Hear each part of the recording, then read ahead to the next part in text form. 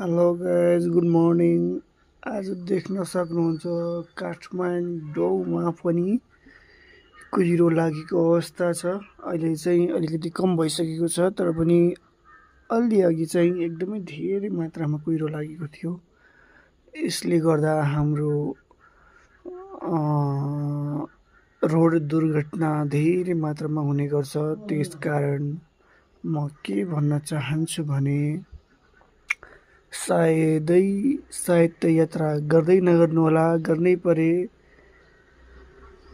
गाडी बिच धेरै मात्रामा धेरै टाढा टाढा रहेर धेरै डिस्टेन्समा गाडी चलाएर मात्र यात्रा गर्नुहोला, नभए एक्सिडेन्ट हुने सम्भावना धेरै मात्रामा बढेर जान्छ। किनभने आज